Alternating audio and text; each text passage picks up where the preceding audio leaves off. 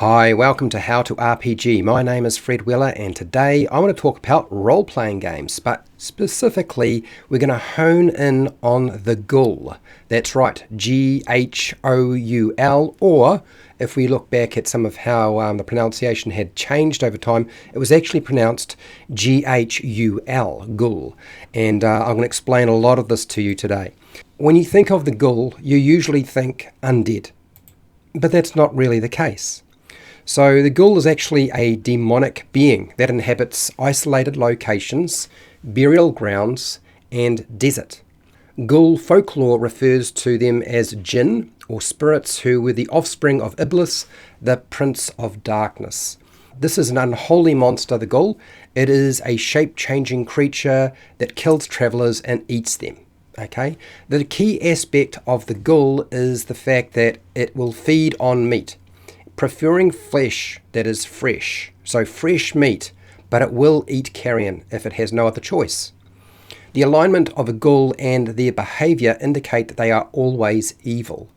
Ghouls have become undead creatures, somehow, once human, who now feed on the flesh of corpses in fantasy role-playing games like Dungeons and Dragons. But originally, they were not undead. Would you believe it? Well, I would believe it because a lot of things get changed.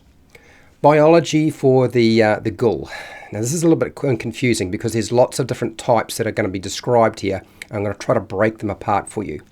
So the shape-shifting Ghoul is very different biologically to an undead Ghoul, first thing to understand.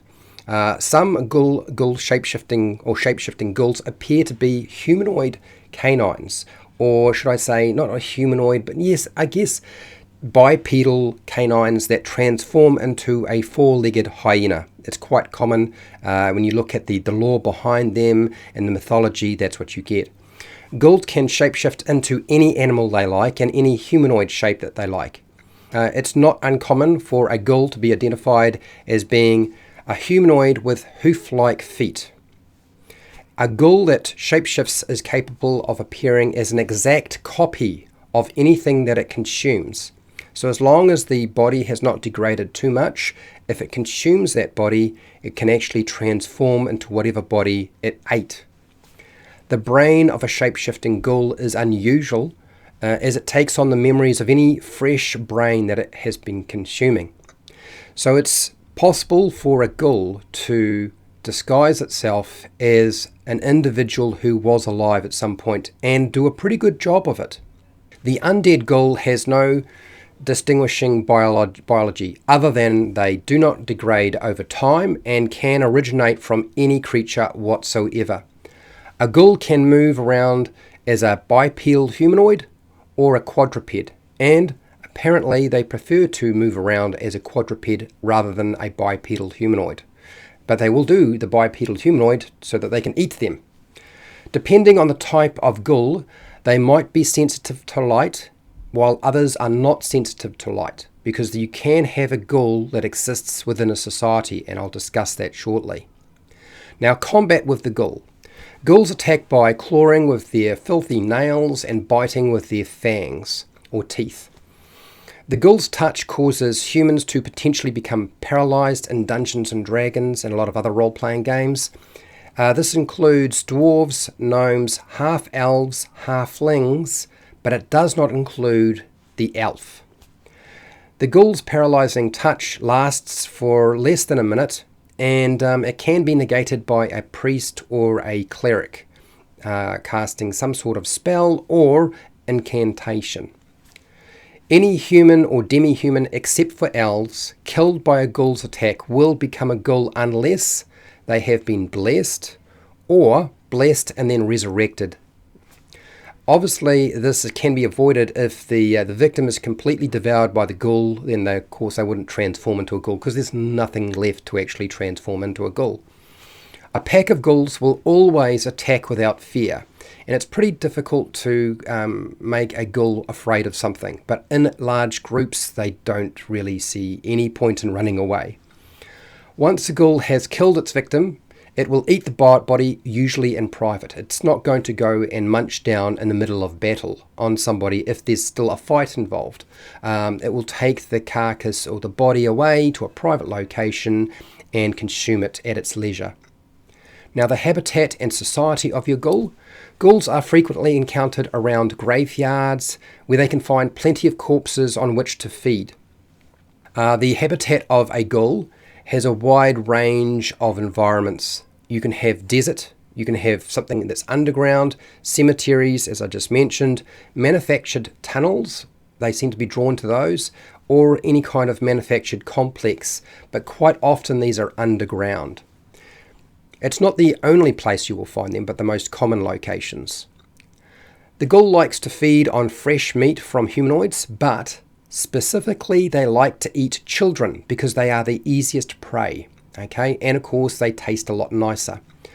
Reproduction for a ghoul is horrifying, and there are a few methods that can be involved when you see a ghoul forming, and I'm going to give you all of them.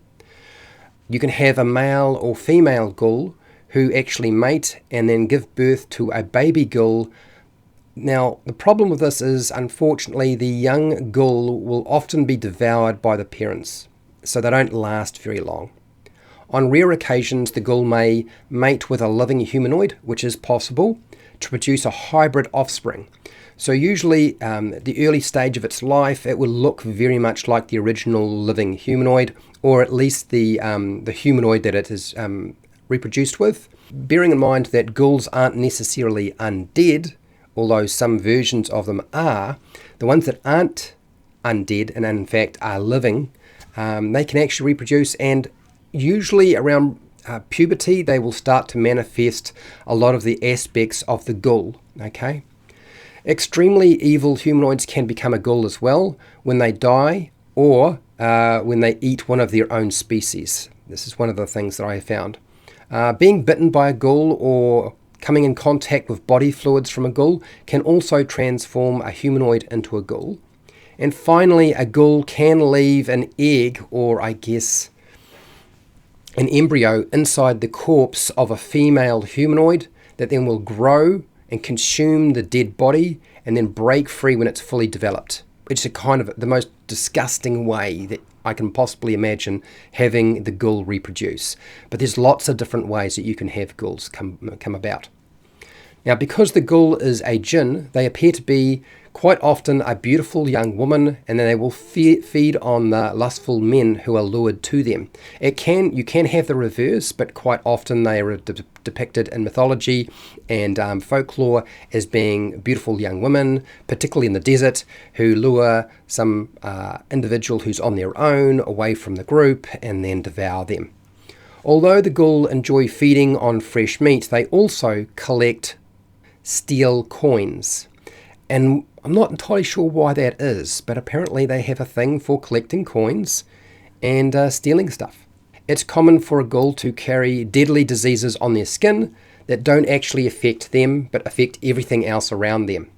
Although the change from a human to a ghoul usually means that they become rather deranged and it destroys their mind, they still have a terrible cunning. They are still extremely cunning hunters, which enables them to hunt their prey more efficiently and effectively. Now, when I say deranged and destroys their mind, what I'm really referring to is when you go from a human becoming a ghoul, and we're talking about the undead ghoul, that's when their mind is sort of lost. Ghouls are vaguely recognizable as once being human, if they have been transformed, but have become horribly disfigured by the change or transformation to a ghoul. A transformed ghoul's tongue, if you look at how it's built, it's usually quite long, it's tough, and it's designed for licking marrow from the cracks between bones. Also, the teeth become very pointy and sharp and elongated, as well as the nails grow stronger and sharper like claws. It's possible for a shape-shifting ghoul to blend in with another society or civilization and remain unnoticed for years, but this only refers to the shape-shifting ghoul who is not an undead ghoul. Now, one of the other things you might want to know, and that is with regard to the ghoul, there's a strange problem that the ghoul has. If it is not able to feed, if it's not able to eat or consume meat and get enough sustenance into its body, it can lose its mind and become just a voracious, mindless eating machine. And this is a different type of ghoul. This is where the ghoul has sort of lost its own identity, and it's certainly falling below what you would normally get from your standard ghoul. Okay. Now, what happens with a ghoul in the environment? So the ecology of a ghoul looks like this. Ghoul infestations usually cause plague. Okay, because you have so much disease on the skin of a ghoul, the infestation, if it gets quite large, if there's enough of them in a particular region, then this plague will spread to plants and animals, killing a lot of plants and animals in the area. You'll usually find no carrion or animal corpses remaining when a ghoul is in an area because they eat everything. Okay, this also means that wild scavenging animals in a region will leave because the ghoul has eaten all of the carrion, and they will leave that location and go hunting somewhere else. So you don't usually see vultures and any kind of scavenger in a location where there's too many ghouls. Now, with enough ghouls in a location or area, the environment suffers catastrophic disaster. Like, the whole region can just die off. So how do you incorporate the ghoul into your adventure or role-playing game? Now, a lot of these ideas, some of them are from me, but a lot of them come from the Game Master Roundtable that I put on with Wally DM. So a lot of these ideas are from Wally DM, AJ Pickett, might be Mark from Dungeon Class, and the okayest DM, Dennis. Ghoul, you could have a ghoul that is dug up or digging up corpses in a graveyard and feeding on them at night. It's probably the most common idea you've ever seen, right? Like that's kind of what you expect, ghouls digging up bodies. You can also have a kingdom of ghouls that feed on human flesh, and of course, somewhere along the line you have to have a ghoul that's a leader to control all of them.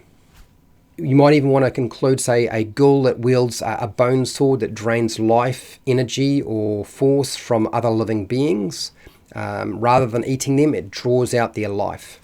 And then you might want to have a character bitten by a ghoul transform into a ghoul. If you want to actually shake things up, having one of the characters bitten by a ghoul and then slowly but surely transform into a ghoul sets them up with a lot of different problems to solve. You might even want to include something like a ghoul virus that results in the victims turning to cannibalism. And so, of course, if you've got a region that's starting to sort of suffer this virus, they've got to find some cure or solution to the ghoul virus. You can have a nation of ghoulish servants that worship Orcus. Now, for those of you who are familiar with Dungeons & Dragons, you'll know who Orcus is, and for anybody who recognises the name Orcus and how far back that goes, well before Dungeons & Dragons, there's quite a lot you can do with this.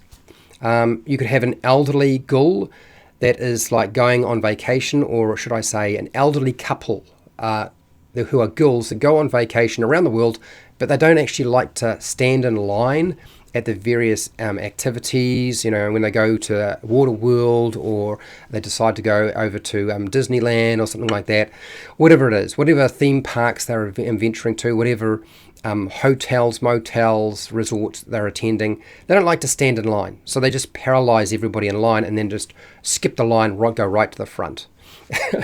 Okay, I'm playing with you a little bit with this one. I have to say, Wally, I thought it made us laugh so much when you mentioned this one. A ghoul that feeds on insects and protects a vampire during the daylight hours would be quite fun too. Now, this is not an original idea. This is actually taken from the movie Fright Night 2, where basically one of the protectors for the vampire, the key vampire, is a ghoul, and they don't eat people. They just eat a lot of insects, and sort of their whole inside is just full of insects. Now, how do you defeat a ghoul? A ghoul is particularly difficult to kill due to the fact that it has regeneration and resurrection features, which is not great. So a priest or a cleric can easily scare a ghoul off if they want to, or reduce them to ash with a holy turning power, It's not always the case, but generally, if you look at something like Dungeons and Dragons and roleplay games, that's how they sort of look at destroying them. In fact, they are much more difficult to destroy than that when you look at the folklore and mythology. A ghoul needs to be killed in a single blow. Otherwise, it will resurrect itself. So if you strike twice, that might actually mean that it comes to life again. Decapitating a ghoul is generally the best method for killing them so that they don't regenerate from the injury, because they can't regenerate an entire head. So if you decapitate it and separate them, then you're pretty much guaranteed it's not coming back. Burning a ghoul to ash so there's nothing left also eliminates the ghoul permanently. You can also dissolve the ghoul completely with acid, and this will successfully destroy the monster. But you need to use a very strong acid. A ghoul can be harmed with normal attacks, but they are completely immune to sleep and charm spells when you're dealing with Dungeons and Dragons. And the magic circle of protection from evil actually keeps a ghoul at bay, and that's in Dungeons and Dragons. So there's a couple of different ways you can deal with a ghoul. Some of these are a mixture of role-playing game concepts, and some of them are taken from folklore and mythology. You pick the one that you like, or use all of them if you like. That's cool too. Now, the origins of the ghoul go as far back as Arabic mythology and legend, Persia mythology, Islam. Look, ghoul might have actually come from Gulap, the name of a Akkadian demon in ancient Mesopotamian mythology, which is kind of interesting. So when I say ghoul, I mean G-H-U-L, and it's coming from the word Gulap, which is G-A-L-L-U-P. Originally, the ghoul was not an undead monster, as I said. And I think it is far more interesting as a creature that is not undead, that can become undead later on because they are so difficult to destroy.